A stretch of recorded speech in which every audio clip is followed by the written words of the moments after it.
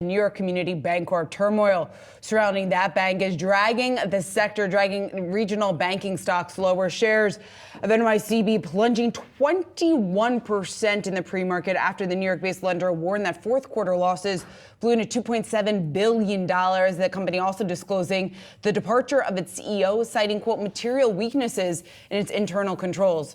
Now, the stock facing some pressure so far this year after it surprised analysts just about a month ago by slashing its dividend and setting aside even more money for loan losses. So for more on the bank's troubles and what happens next, we want to bring in David Chiaverini. He's Wedbush Managing Director of Equity Research, Midcap and Regional Banks. David, it's great to have you back on Yahoo Finance. So we spoke just about a month ago when we first got the announcement of the cut in the dividend, when we first got the announcement that they were setting aside more money here for losses going forward. Now we have the extent of the profit hit here in the most recent quarter. What's next for New York Community Bancorp?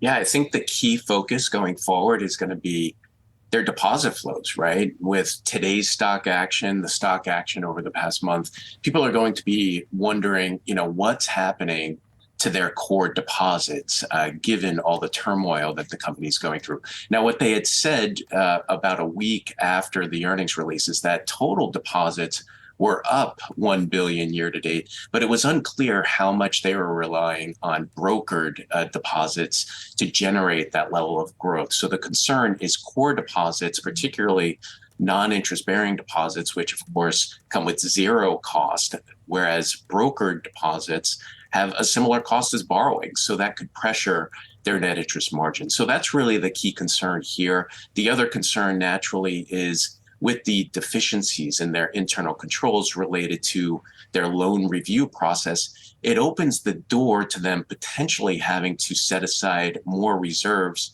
related to their CRE exposure. So those are the two key items that investors are looking at. Have they made the necessary executive changes to really assure investors that going forward they will have a handle on this?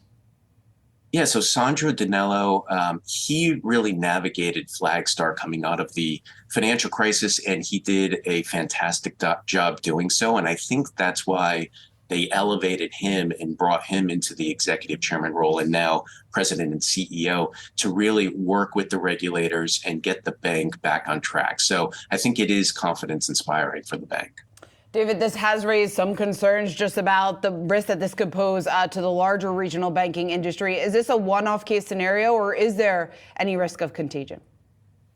Yeah, so the main risk in New York Community's portfolio, at least in our view, is their rent-regulated multifamily exposure, which is 22% of total loans. That is far and away the highest in our coverage. The next highest is 5%, so a big step down. So it does seem to be idiosyncratic to New York Community Bank, at least on an acute basis. Now, will CRE be a headwind for the overall banking industry? Yes, absolutely. But the rest of the banking industry will have a runway to set aside reserves as we go.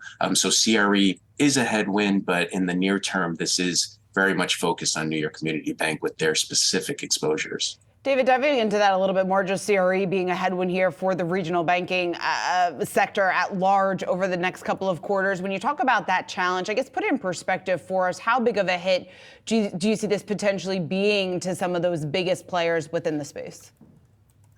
Yeah, so the biggest players like the money center banks, they should be okay because they are subject to elevated capital requirements. Whereas some of the mid-sized banks, they're the ones that could, and smaller banks, they're the ones that do have outsized exposure to CRE. So it is a concern, particularly in this elevated interest rate environment, and especially since the Fed has been incrementally more hawkish over the past month or so. When these borrowers look to refinance, that's where issues could arise. So maturities will be a key item to track this year.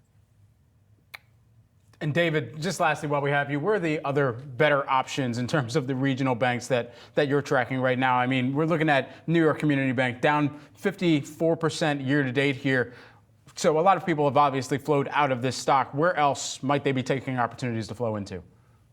Yeah, so our top picks: First Horizon, FHN, First Citizens, FCNCA, Western Alliance. We like WAL. They were, caught in the crosshairs about a year ago, but they've right-sized the bank and steadied it. So those are a few names that we like here.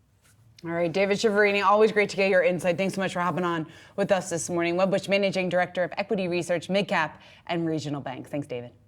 Thank you.